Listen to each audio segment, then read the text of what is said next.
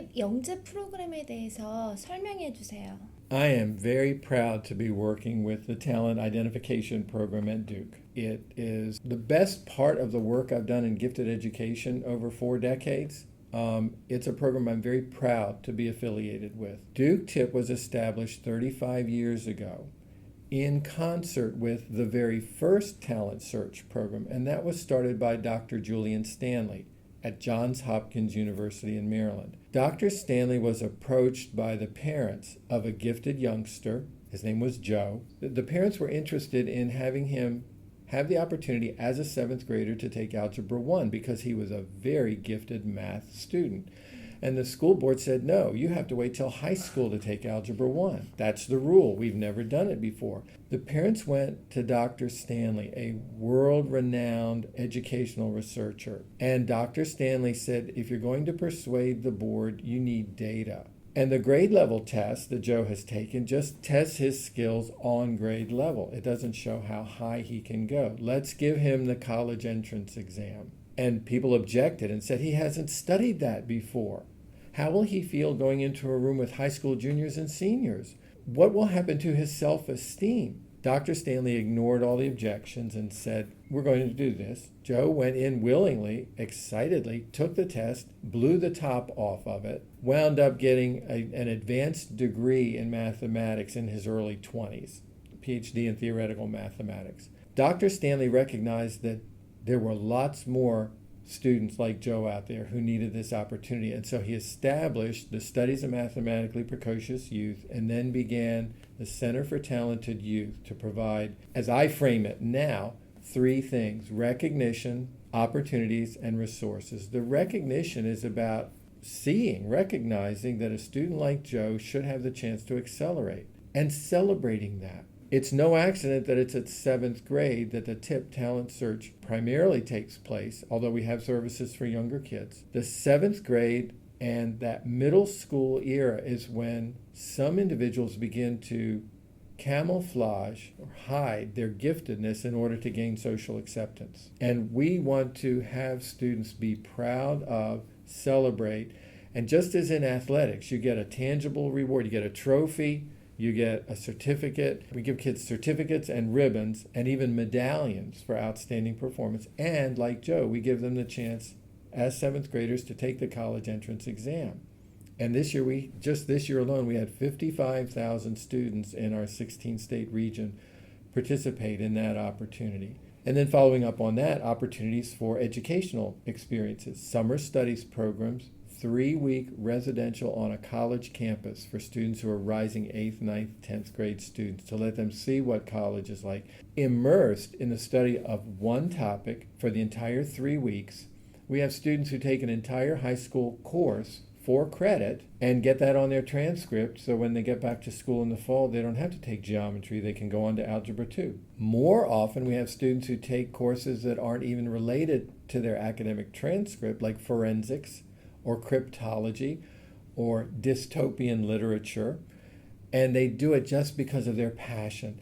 But what they find is in being with other kids who share that passion, who also have a similar ability level, they can speed through it and get to the real heavy-duty meat of the subject matter and not wait till the others catch up. We also provide resources for parents. As the parent of a child who's talented, and we talk about academically gifted as to differentiate from the other areas of giftedness. That academically gifted youngster really should be aiming high for their post-secondary experience and looking towards applying to the most selective colleges and universities. And we want to be there to help the parents with that process. So periodically throughout their middle and high school years, we're sending families of the kids in TIP information about here's the point in time when you probably should start visiting college campuses. Here's how you can do the application form. Here's some things you should be taking in school as far as courses go to be competitive when you're applying, and offering resources like that for parents online. So it really is about the recognition, about the opportunities, and about the resources. I think many Asian parents might not relate to the idea why gifted students are not celebrated here. It's shocking, isn't it? Yeah, it's quite shocking. We celebrate our athletes. We celebrate our celebrities. We don't celebrate academic performance. In fact, my mentor, who advised me in my doctoral program, Dr. James Gallagher, who literally wrote the book Teaching the Gifted Child, in the 1960s wrote about the fact that America has a love-hate relationship with the gifted. America loves the products of the gifted intellect, the technological breakthrough, the leadership of the political statesman who comes to a resolution of a crisis, the artist who can dance, Tchaikovsky, and bring us to tears. We love the products, but as a nation born in bloodshed, overthrowing a system of privilege by birthright, we're very reluctant to do anything to compromise that sense of egalitarianism. That we died to get rid of a system where the only way you could be king was if your daddy was the king. We are about people becoming all they can be with freedom. But we don't do anything to promote that until typically at best high school. And because we are a democracy where we hold equality to be so important, we distrust people who are of high intellectual ability. We're skeptical of their motives. And honestly and truly, I think in many cases, teachers in particular, but the population in general, doesn't even know how gifted individuals are. They can't even recognize the profound level of understanding and knowledge that these kids acquire on their own. We're so busy looking at what they can't do, you're not writing your penmanship with the proper capital letters, not recognizing that this is a student who is a scholar in quantum physics at the age of 10, because we're not asking the right questions. And when we find out, we say, well, stop trying to be better than other kids. And we put a damper or totally obstruct that in a child because of our society's love-hate relationship with the gifted. I don't think we need a superior caste or class, but as a nation, we are sealing our own doom if we don't do more to nurture what has been termed our most underdeveloped natural resource. And just as human beings, each person should be valued, and we devalue the bright student. And when you look at culturally where we are, and Sheldon Cooper is the poster child for gifted, and for the benefit of the audience, Sheldon Cooper is a nerd, that we don't think of our greatest athletes, our greatest leaders in business and commerce, that Warren Buffett is a gifted individual, but no, he looks like a friendly grandfather. We don't think along those lines, and so we're very, very reluctant to do anything to celebrate academic achievement. And it's perverse and it's self-defeating, but that's where we are in our culture. Yeah, even in Korea, I remember when I was a high school student, the number one ranked student, I still remember her, even though I was not her friend. And when she passed out the aisle in school, and she was treated like a different species. Yes. Very intimidating. Halo around halo her. Effect. Yeah. In fact, we even have a term that's kind of an insult in our culture, teacher's pet. That if you're the teacher's favorite, there's something wrong. Where that kind of success is what you want all students to aspire to. And they will aspire to that in athletics. Nobody has a problem with the youngster being the star quarterback or the star center on the basketball team. In America, in education, we have it backwards. We celebrate the athletes and have special programs for the athletes in a way that we just don't for students. And money for those special programs. Yeah. But being the star student is something to be avoided. And again, that's part of why TIP exists, to help support kids who are academically gifted to sustain that through those years when the social pressure is, don't be gifted, don't be outstanding, don't mess up the curve for the rest of us. 우리 미니키드가 주크팁에 아주 관심이 많거든요. 그러면 주크팁에서는 어떻게 학생을 선발하시는 건가요? 우리 미니키티 같은 타입의 학생들은 이 프로그램을 통해서 이익을 볼 수 있나요? Minikitty, in your school, there is someone, usually a counselor at the school, who will receive information from TIP if you're in our 16-state region in the United States. And the counselor will look at the records of you and all your classmates. If you have a standardized test score at the 95th percentile, if you're in the top 5% of your class, then you're eligible to be part of the talent search. You are talented, and we're here to celebrate that. So you join and participate, and as a 7th grader, then during that school year, you'll take part in taking the college entrance exam. Qualifying for TIP is basically a function of performance on standardized tests. And then when you take the college entrance exam, that's another standardized test. And your performance on that may lead to opportunities for the 3-week residential summer program, an opportunity to study at an advanced level through distance learning. Now, recognize just by being part of TIP, you are already a highly accomplished person. You are talented, and you'll get a certificate showing that. You're part of the top 5%. But then we want to do more with and for you so that other opportunities are provided to you, because you may know already that in your school system, in your hometown, there is no other opportunity for gifted students, that there may not be a law in your state that requires identification and services for gifted students. And in that case, your parents may need some support and some help, and you may need some resources and opportunities that you can access through Duke TIP. And we'll be happy to have you join us.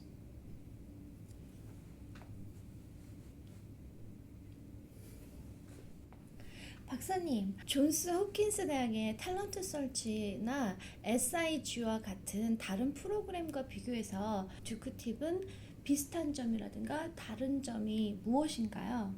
I mentioned Julian Stanley a while ago. Dr. Julian Stanley established the idea of a talent search, and his associate at Johns Hopkins came to Duke University 1 year after Dr. Stanley established the Center for Talented Youth and established TIP here at Duke. Sometime later, in setting up the program at Duke, the idea was not to compete but to work collaboratively. And so there was a gentleman's agreement to divide up the states in the United States, and Johns Hopkins would serve some states and Duke TIP would serve others. So we served 16 states in the Southeast. In the 1990s, then Northwestern University, under the leadership of Joyce Van Tassel-Baska, established the Center for Talent Development, again, hand in hand with Johns Hopkins and Duke, with the same exact approach.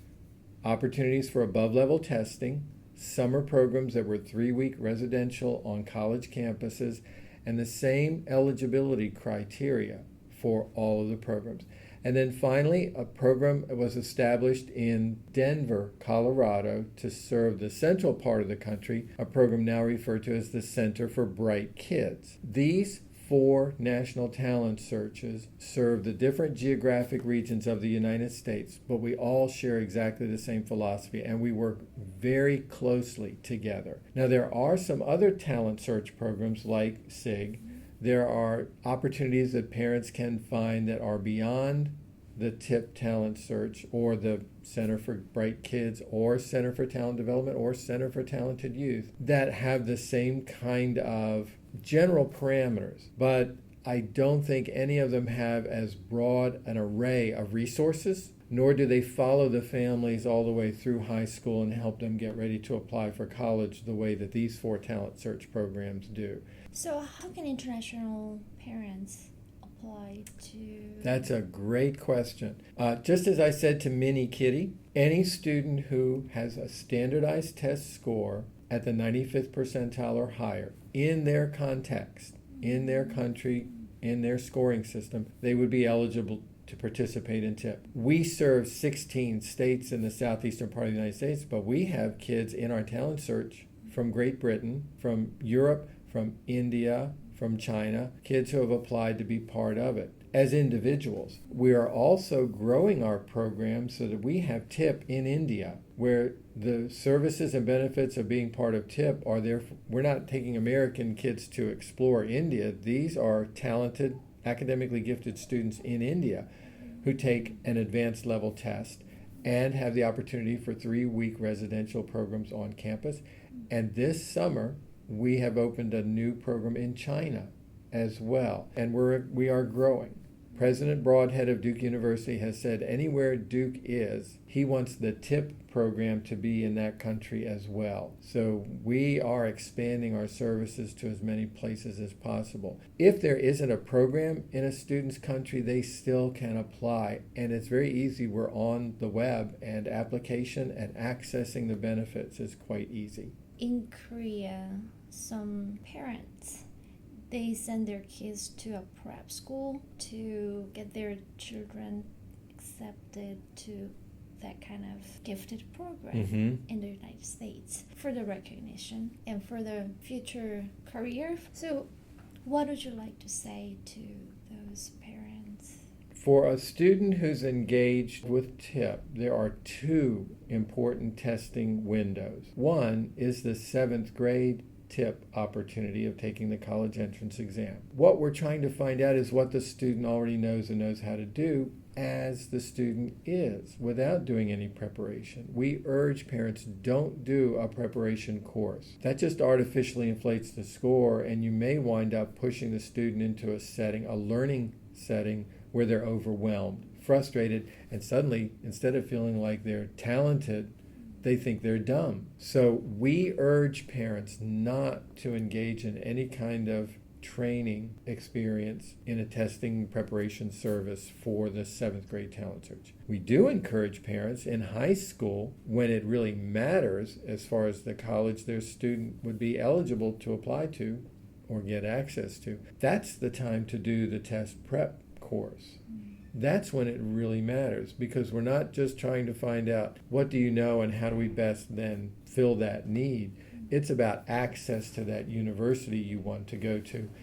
And your score on the test really makes a difference there. That's when it's time to take advantage of a test preparation course. We're not always successful, but we consistently say, for 7th grade talent search, don't study for the test. Just come in, have a good night's sleep, eat a good breakfast, come take the test, and let's see how well you do. Is there any recommendation for parents who are not rich enough to have spare time to get this type of information and resources to send their children to go through this process? TIP as an organization is dependent upon the kindness of strangers, because we send information out to schools, and we rely on the folks in a given school to share that information with eligible students. Now, we'll go out and address parent groups, talk to folks happily, but there are only a few of us and there are thousands of schools. We really are dependent upon the counselor. Once the counselor informs the parent that this is available and the parent can access us through the internet, we try to make everything available on the internet, and that all of the resources, all of the information, there's a great deal available that's free. In fact, you don't even have to have a kid enrolled in the talent search to access some of the things and resources that we make available. The idea is to be a support for gifted kids and their families wherever they are, so that if they can access the internet and can get to us, those benefits and that information will be there. And another dimension that I don't think you were asking about, but I'd like to make a case for, is that we have a strong commitment to helping students from families who are economically disadvantaged. In the U.S., we have programs, nutrition programs, that provide students with lunch and breakfast at school for no cost. Any student who qualifies for that program is offered participation in TIP for a very small amount. Last year, Duke TIP was able to provide over $3 million in aid to students from economically disadvantaged homes to make sure that money did not become a barrier to being able to participate in TIP. And the same is true for the other talent search programs as well. We don't want a lack of the parents' resources to keep a talented kid from being able to be part of TIP. In closing, to address the broad issue, as a teacher, I've come to recognize that while every child is unique and special, not every child is gifted. Giftedness does imply the ability to reason and problem solve, to remember, to perform cognitive operations, and to learn at a level that's significantly higher than their age mates. In our country, and our culture, we currently are struggling with the idea of a common core, that education has standards that imply a one-size-fits-all approach, that if you're in the 5th grade and you're born within 12 months of the other children in that classroom, then you all need the same thing. And the truth is, the variation in a classroom is dramatic, and it's very difficult for a teacher to address all of those needs. That there have to be provisions for students who already know and know how to do. If you think back to the beginning of the 20th century in France, they had a system of education that, as it was said, if you stop and listen carefully, you could hear every child in the same grade turn the same page of the same book at the same time. And in many places, there is a standard curriculum for each grade level that assumes you don't know these things, and this year you're going to learn them. It's essential that we provide differentiation for students, that we recognize that when a student already knows how to do it, let's replace it with something that enables them to grow, and that they're offered the opportunity to gain new knowledge and new skills commensurate with their ability and their current level of achievement. Korea is an eagle. It has learned to soar on the wings of technology. The growth of technology and manufacturing in Korea is just astounding. And it's just flying high. I think it really captures who they are. The phoenix, the mythical bird that burns up and from its own ashes rises again. I think the catastrophic effects of World War II on Japan and having that culture and civilization come back strong. I think the phoenix is a good representation of that. The little I've learned about Vietnam is that it's an emerging powerhouse, and I liken it to a tiger. It's stealthily stalking, waiting to pounce, and I think it's going to play a huge role, not this decade, but the next couple of decades as a powerhouse in Asian economy. So I think it's biding its time, and it's going to take off. I think in the case of these 3 countries, that these are civilizations that are ancient and deserve to be revered and to be understood better. We are so young and brash and naive as a culture and as a civilization. I would like to see us come to a better appreciation of what we've inherited as humans from the cultures in Asia.